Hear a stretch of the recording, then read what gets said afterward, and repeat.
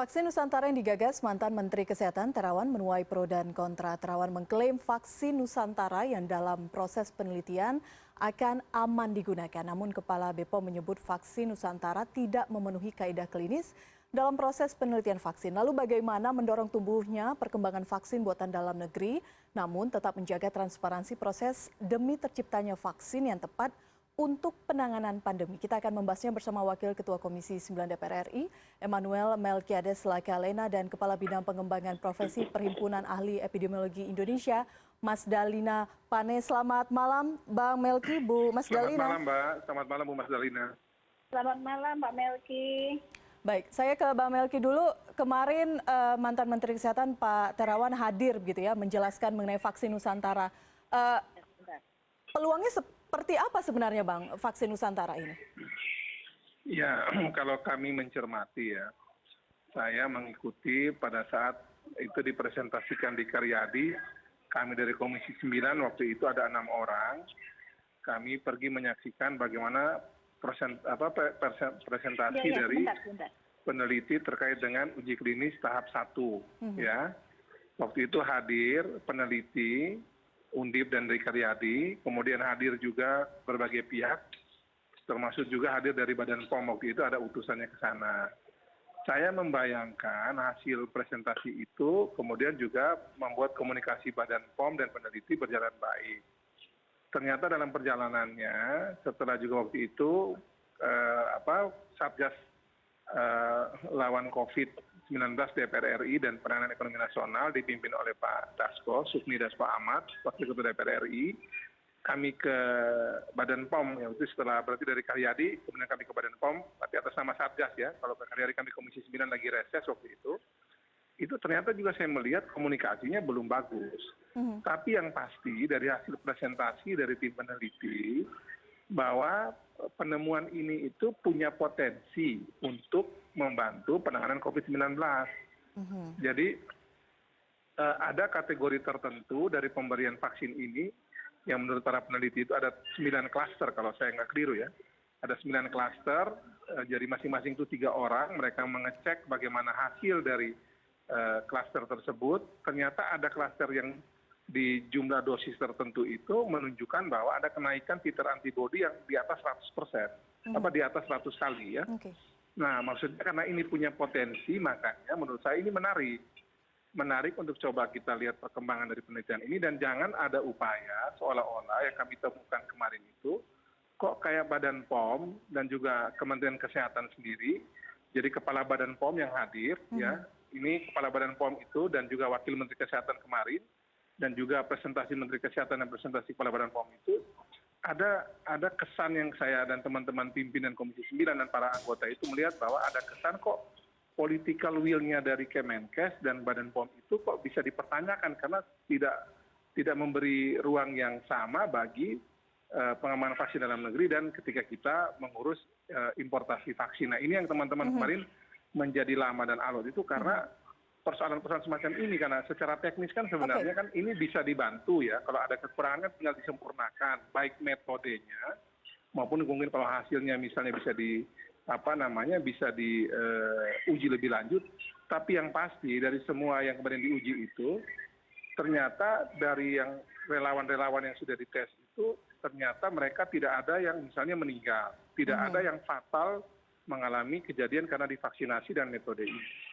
Nah, karena ini sekali lagi ini potensial, mestinya kita seluruh anak bangsa ini justru bersama-sama menjaga agar penelitian ini berkembang sampai kemudian benar-benar mendapatkan vaksin atau obat. Kalau kemarin kategori vaksin masih jadi perdebatan, karena ini metodenya seperti ini, itu bisa disebut sebagai vaksin atau bisa disebut menyerupai vaksin, tapi kira-kira fungsinya sama, meningkatkan antibodi tubuh, karena ini metode baru ya. Nah, ini bisa kita dorong untuk dikembangkan, dan ini pertama kali di dunia selain kita itu sekarang ada di Cina. Cina juga lagi memproses semacam ini, dan kalau memang kita tidak memberikan ruang, ya Cina duluan yang menemukan, kecuali kalau memang kita tidak mau sungguh-sungguh memberi ruang agar penemuan dalam negeri ini bisa menjadi sebuah hasil yang memenuhi standar dan unsur yang baik itu oleh WHO dan Badan POM. Tapi sebagai catatan, Mbak, yang menarik adalah ternyata saya juga mendapatkan kabar dari waktu itu saya komunikasi sama Prof. Chandra Yoga ya. Prof. Ya. Chandra Yoga ini adalah seorang ahli kita, mantan dirjen dan juga orang WHO sendiri, yang juga menjadi salah satu dari belasan orang yang mengurus tentang vaksin di dunia ini. Ternyata di WHO sendiri itu ini sudah tercatat. Jadi di WHO sendiri sudah tercatat sebagai salah satu kandidat vaksin di dunia ini. Oke. Nah makanya kan kita bingung tiba-tiba, ternyata sudah oleh WHO sudah on proses lagi berjalan, kok kita di Indonesia mempersoalkan hal-hal yang sebenarnya itu bisa diperbaiki, disempurnakan tanpa harus ada tendensi untuk kayak ini mau dihilangkan sebagai salah satu upaya untuk kita menghasilkan vaksin produksi anak bangsa. Baik, saya ke Bu Mas Dalina terlebih dahulu karena sebenarnya kita juga berupaya untuk mengundang perwakilan dari Badan POM dan juga tim peneliti vaksin Nusantara, tapi tampaknya tidak bisa hadir dan ikut berdiskusi malam hari ini. Bu Mas Dalina, tadi Bang Melki mengatakan ada potensi di sana vaksin Nusantara ini. Apa kemudian yang menjadi kekhawatiran? Banyak sekali epidemiolog yang meragukan mengenai vaksin Nusantara ini. Ya, jadi menurut saya kita harus mendudukkan pada porsinya masing-masing.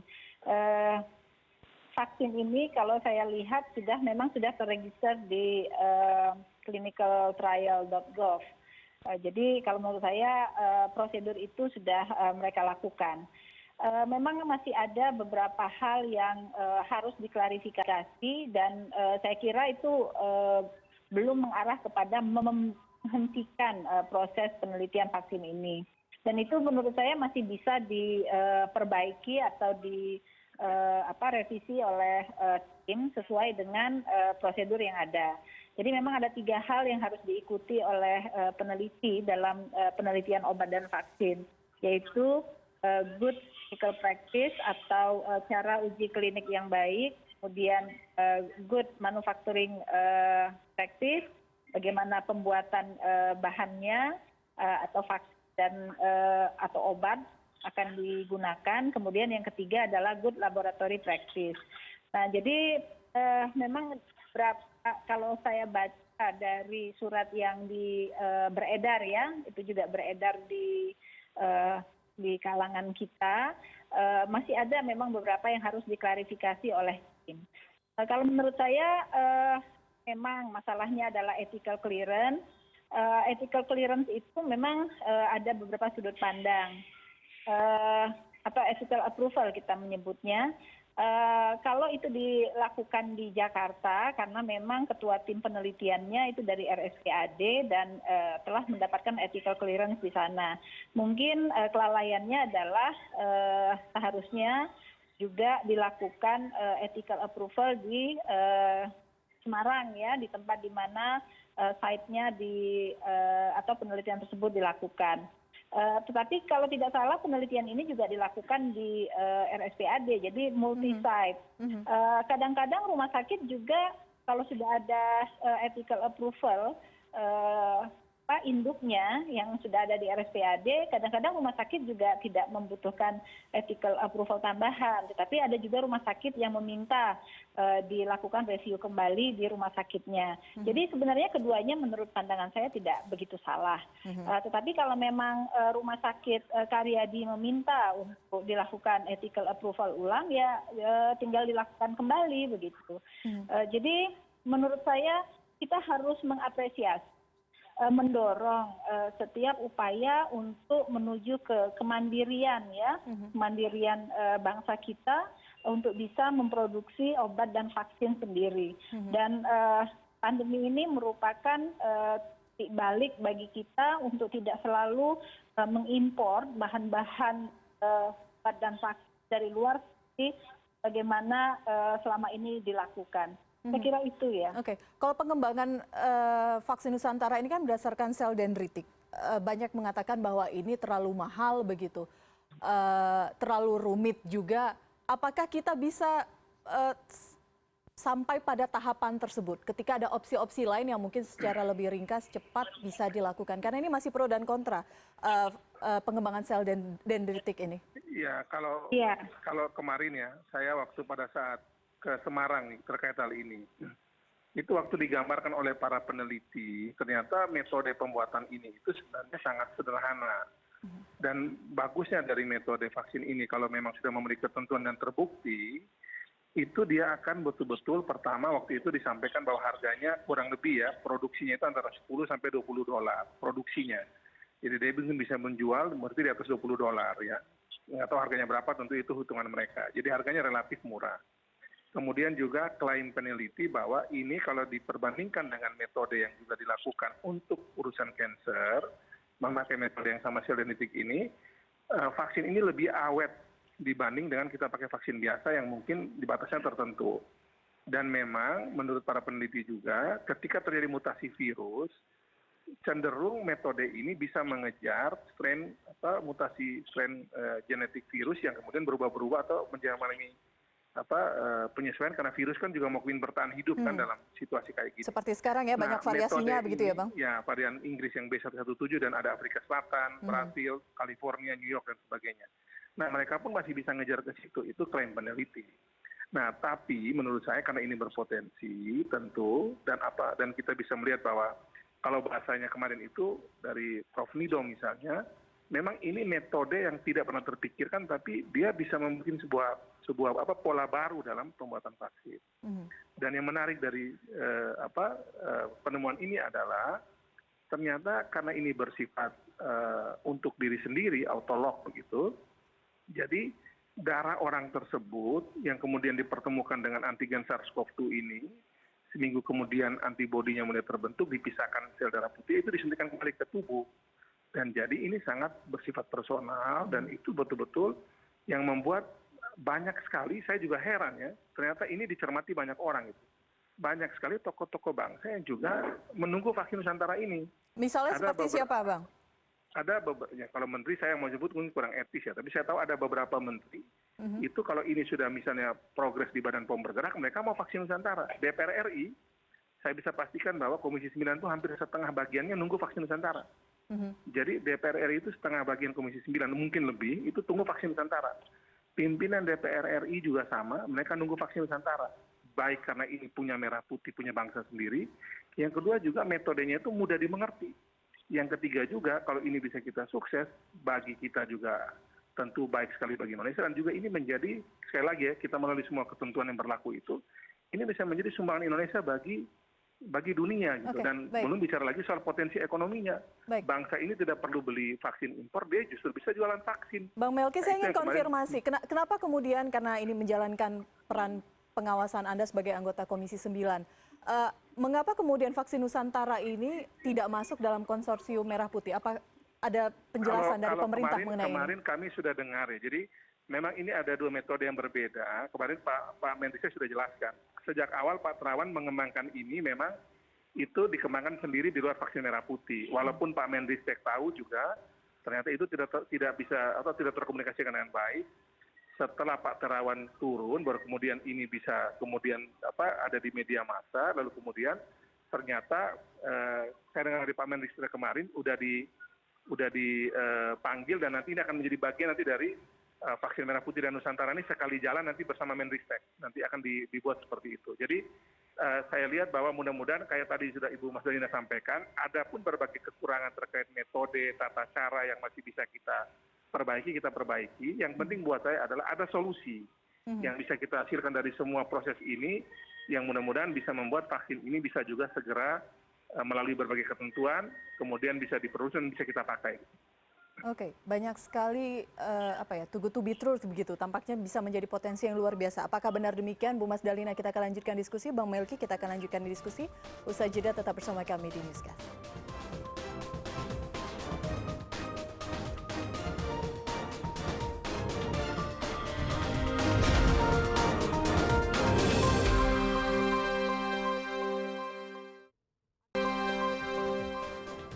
Baik, sebelum kita lanjutkan diskusi malam hari ini mengenai kontroversi vaksin Nusantara, kita akan simak dulu statement ataupun pernyataan dari Pak Terawan dan juga Kepala Badan POM yang disampaikan kemarin dalam rapat kerja dengan Komisi 9 DPR RI. Sehingga ini terus mengembang, sehingga begitu ada ide untuk dendritik vaksin untuk COVID-19, gayung jadi bersambut. Dan kemudian kami juga sudah mendapatkan uji binatangnya mengenai dendritik vaksin COVID-19 melalui pihak ketiga di Amerika, sehingga ini semua bisa berjalan baik, membuat mantap kami, mudah-mudahan ini terus bisa dilanjutkan menjadi ya fondasi yang baik. Paling tidak kalau untuk mengatasi yang autoimun ataupun yang komorbid berat maupun yang memang terkendala dengan vaksin-vaksin yang lain, ini menjadi sebuah solusi maupun alternatif yang bisa digunakan. Proses pengolahan dari sel dendritik ini juga untuk sampai menjadi vaksin membutuhkan sarana pengolahan yang memenuhi persyaratan GMP dan membutuhkan sumber daya manusia yang kompeten dalam mengolah dan menyiapkan vaksin secara personalized agar setiap vaksin yang dihasilkan memenuhi persyaratan mutu, memiliki khasiat dan keamanan dapat dipertanggungjawabkan. Pemenuhan kaidah good clinical practice juga tidak dilaksanakan dalam penelitian ini. Saya hanya memberikan komentar bahwa data yang diberikan tadi tidak sama dengan data yang diberikan pada Badan POM. Baik, saya ke Bu Mas Dalina. Apakah betul hanya masalah kelalaian saja, masalah data saja, atau ada problem ataupun masalah yang lebih besar mengenai vaksin ini? Ya, satu yang saya juga sebenarnya ingin pertanyakan, mengapa animal test itu dilakukan di luar negeri gitu ya. Sebaiknya animal testnya juga dilakukan di Indonesia supaya histori dari uji klinik ini mulai dari in vivo, in vitro, kemudian animal test, lalu baru masuk ke uji klinik fase 1 itu berjalan kronologis gitu ya. Lazimnya bagaimana Bu Mas Dalina? Sekarang yang sudah dilakukan adalah uji klinik fase 1. Dan kalau kita lihat statement dari Bu Penny itu salah satunya adalah bahwa mereka atau subjek yang diikutsertakan itu sudah memiliki antibodi terhadap COVID-19. Jadi mungkin itu menjadi sesuatu yang tidak lazim karena vaksin biasanya diberikan kepada mereka yang belum terinfeksi begitu ya, artinya antibodinya masih memang belum ada. Kemudian yang kedua terkait sel dendritik autolog dari kita sendiri. Nah ini yang mungkin menjadi pertanyaan. Biasanya vaksin itu diproduksi massal dan tidak personal. Seperti yang saat ini terjadi. Jadi mungkin pertanyaannya apakah ini bisa disebut vaksin kalau dia sudah personal seperti itu, ataukah sebenarnya ini bagian dari terapi ya. Memang salah satu fungsinya memang meningkatkan antibodi, tetapi ini agak berbeda memang dengan riset-riset vaksin pada umumnya. Jadi mungkin itu pertanyaan-pertanyaan yang harus dijawab oleh peneliti kepada Badan POM dan dikomunikasikan dengan baik. Glorifikasi terhadap berbagai uji klinik saya kira sudah cukup banyak kita temukan mulai sejak awal pandemi ini terjadi. Nah kita sebenarnya berkeinginan agar semua uji klinik baik obat maupun vaksin dilaksanakan sesuai dengan prosedur. Jadi tidak usah diglorifikasi lebih dahulu sebelum hasilnya memang terbukti secara evidence, secara scientific bahwa memang terbukti dia memang efektif. Untuk prosesnya sendiri, transparansinya bagaimana menurut Anda, penilaian Anda? Karena memang dimulai dari tahun 2020, uji klinis tahap 1 sudah dilakukan dan saat ini menunggu restu dari BPOM untuk uji klinis tahap 2. Iya, jadi seperti tadi dikatakan bahwa data yang disampaikan kepada DPR dengan data yang disampaikan pada Badan POM ternyata berbeda. Mestinya itu kan jangan berbeda ya. Dan biasanya sih uji klinik itu transparan. Semua orang bisa cek itu di clinicaltrial.gov, progresnya itu bisa dilihat, gitu ya. Dan di Badan POM sendiri punya komite sebenarnya yang sangat hati-hati sekali menilai setiap uji klinik yang dilakukan di Indonesia. Jadi menurut saya tidak dan memang tidak dibolehkan ya peneliti itu kemudian merekayasa atau merubah data. Kalau dia memang dari awal sudah konsisten dengan data yang didapat, saya kira itu yang harus diikuti oleh peneliti. Jadi tidak tentu motifnya harus ditanyakan kenapa kemudian datanya berbeda dengan apa yang diberikan di Badan POM dengan apa yang dipresentasikan di DPR. Itu diklarifikasi begitu ya. Karena itu data yang berbeda tentu menghasilkan rekomendasi ataupun review yang berbeda begitu. Kita tanya ke Bang Melki ya, kemarin yang langsung bertemu dengan Kepala Badan POM dan juga Pak Terawan. Ada perbedaan data, apakah ini menjadi salah satu temuan juga dari anggota Komisi 9? Ya.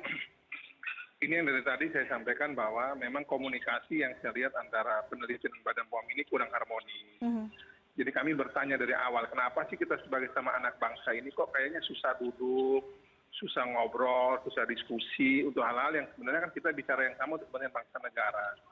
Makanya kemarin itu kalau kita melihat di kesimpulan rapat itu, kami meminta agar Badan POM nantinya setelah melalui berbagai pengecekan sesuai ketentuan, bisa juga segera mengeluarkan uji klinis tahap 2. Itu pada Badan POM kami sampaikan, sehingga juga Badan POM juga buat kami ya, bukan cuma sekedar mengawasi, tapi juga mendampingi apabila ada memang tadi yang diulang Ibu Mas Alina itu benar, kalau ada prosedur yang kurang diperbaiki, ada substansi data yang memang itu bermasalah, segera dicek kepada mereka kenapa jadi begini. Jadi penyempurnaan itu bisa berjalan sambil tetap fungsi Badan POM pengawasannya berjalan, tapi juga apabila ada kekurangan mereka juga segera diperbaiki. Demikian juga kami bilang kepada peneliti, perbaiki juga berbagai catatan sesuai permintaan Badan POM. Catatan-catatan terkait metode diperbaiki, dan juga uji klinis ini juga bahwa Badan POM punya otoritas, iya, tapi kita semua juga patut mengetahui sehingga Komisi 9 mengatakan pada para peneliti bahwa uji publik terhadap penelitian Anda ini baik kepada Badan POM sebagai institusi yang bertugas ini dilakukan, kepada publik juga dilakukan, tapi tetap seperti tadi disampaikan bahwa datanya harus dibuka apa adanya, jujur dan bertanggung jawab. Nah, kami berharap agar urusan ini kan sebenarnya kalau dibandingkan kepada urusan saintifik mestinya, dan kita semua kan juga bisa mengerti kalau dijelaskan secara sederhana ya, angka-angkanya mungkin sangat teknis ya, tapi kami percaya bahwa kan ini sudah menjadi domain publik, baik Badan POM maupun peneliti dengan semangat yang sama untuk kepentingan bangsa negara ini.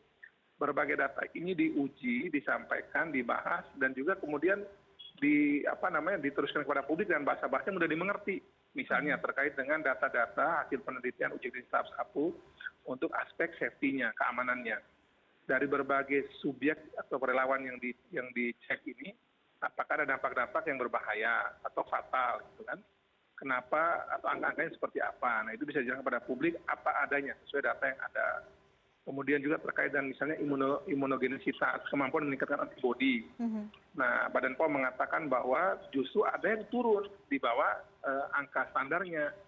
Sementara menurut peneliti justru ada yang tinggi seperti tadi disampaikan. Nah, ini kan semua bisa dijelaskan secara apa adanya ketika memang ini dibahas dengan tenang, kepala dingin, untuk kepentingan sekali lagi bangsa dan negara. Kita terus sebenturan lagi. Jadi kalau menurut Bang Melki hanya seputar masalah komunikasi saja, bukan karena memang datanya tidak cukup lengkap, tidak komprehensif, sehingga memang tidak bisa disampaikan secara lugas. Itu kemarin juga kan ditanya sama teman kami ya, itu Pak Saleh Daulay misalnya menanyakan langsung kepada peneliti dan kepada Prof. Amin Subandrio yang membantu bagaimana mereka mengetengahkan data yang mereka miliki.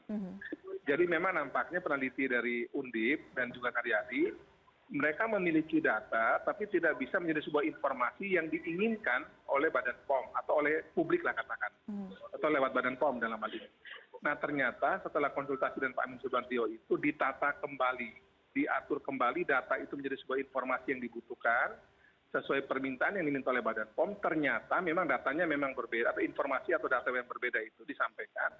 Nah, tapi memang setelah mendapatkan masukan dari Prof. Amin yang memang ahli di bidang urusan bagaimana membuat vaksin dan melihat peta dari atau strain baru ini, ternyata memang ada pembenahan data dan informasi seturut yang memang menurut Prof. Amin itu harus disesuaikan dengan permintaan Badan POM, protokol dan seterusnya. Nah, jadi kesimpulan saya ya, kita ini berdebat seperti ini kan karena memang antara kedua pihak ini, peneliti Badan POM ini menurut saya ya mereka harusnya komunikasi baik, kemudian hasil yang mereka sudah sama-sama hasilkan itu bisa kita terima dengan tenang, dengan sederhana, sehingga sudah perdebatan ini itu tidak menjadi seperti sekarang ini. Itu yang kami dorong dari awal di Karyadi. Kami minta agar Badan POM dan peneliti ini ya bareng-bareng. Ini kan produk bersama. Jangan sampai terkesan satunya peneliti akan diadili, yang satunya merasa diadili walaupun sudah bekerja dengan baik. Nah ini yang kami dorong kemarin itu agar Badan POM dan juga peneliti ini komunikasinya lebih bagus ya. Dan juga potensi-potensi yang dimiliki ini dioptimalkan untuk dilihat bagaimana progresnya. Berbagai kekurangan diperbaiki oleh peneliti dalam berbagai aspek tadi itu, termasuk juga soal substansi penelitian yang memang juga terkait protokol misalnya dan berbagai hal yang perlu disempurnakan, ya disempurnakan. Tapi yang pasti baik Prof. Amin Subandrio, Kepala Biomolekuler Eijkman, dan juga Prof. Nidom yang hadir kemarin itu, sama-sama mengatakan ketika ditanya, apakah uji klinis tahap 1 ini yang sudah disampaikan, dan kemudian Prof. Amin juga sudah semacam menjadi supervisor untuk mengecek bagaimana cara mereka melakukan pengujian dan menjadi data dan diinformasikan kepada Badan POM dan publik itu, ketika ditanya ya, baik Prof. Amin maupun Prof. Nidom sebagai orang netral mengatakan tidak ada alasan untuk menunda ke uji klinis tahap 2. Jadi ini orang yang tidak ikut dalam penelitian, mereka orang netral. Prof. Amin juga lagi membuat vaksin merah putih, Prof. Nidom juga sama lagi membuat vaksin juga, belum jadi on proses semuanya. Tapi melihat metode dan juga proses ini, menurut mereka berdua untuk ke tahap 2 tidak ada alasan untuk itu tidak diberikan oleh Badan POM. Nah itu yang menurut kami ya, catatan kekurangan sudah kita pahami, potensinya juga sudah kita lihat. Nah sekarang dengan memperbaiki catatan kekurangan dan potensi yang ada ini kan mestinya bisa berlanjut ke tahap 2. Baik. Toh juga kami minta agar kalau memang tahap 2 ini ada kejadian fatal, stop, nggak usah dilanjutkan. Tapi bahwa penemuan ini harus berlanjut ke fase selanjutnya itu jangan ditahan. Oke. Karena nanti terkesan ada apa di balik kok kayaknya khusus Kepala Badan POM nih ya, catatan saya buat Bu Penny ini, jangan nanti Bu Penny nanti terkesan seolah-olah ada sesuatu posisi Bu Penny ini. Itu yang dari kemarin itu kami pimpinan anggota Komisi 9 itu bertanda tanya, kok ada sesuatu yang seolah-olah walaupun tabir ini tidak terbuka, tapi itu kan menjadi pertanyaan bagi pihak Komisi 9 gitu. Kenapa Termasuk sampai juga arahnya ke sana, Bang Melki? sikapnya Wamenkes kemarin juga seperti itu. Kami juga bingung kok kenapa Wamenkes, Wakil Menteri Kesehatan juga seperti ini. Dan itu tiktokannya tuh kalau kami punya kesimpulan Komisi 9 kemarin, ini antara Badan POM dan Kemenkes, Kepala Badan POM, ini kayaknya terkesan ada sesuatu yang kami sendiri tidak bisa juga menjelaskan, tapi perasaan kami kemarin itu ada sesuatu. Ini tuduhan cukup kuat, sayang sekali kita tidak bisa menghadirkan Kepala Badan POM di sini. Maksudnya arah pembicaraan Anda kemana ini Bang Melki? Ya pokoknya ada sesuatu yang bisa menjelaskan tentu mereka, bukan kami. Kami ini kan pokoknya ikut prosedur, ketentuan, dan apa yang kami lihat. Kalau di lapangan sudah clear seperti ini, baru kayak ini, kayak kemudian ditahan. Karena begini Mbak. Misalnya contoh begini, 28 orang ini kan bukan yang sudah menjadi relawan, ini kan orang yang juga mempertaruhkan mereka punya nyawa kalau memang ada apa-apa. Yang sudah jadi relawan ini sudah mereka diuji segala macam, ternyata hanya karena kita punya catatan, kemudian seolah-olah yang sudah mereka berkorban ini tidak kita hitung sebagai sebuah pengorbanan bagi proses penelitian ini.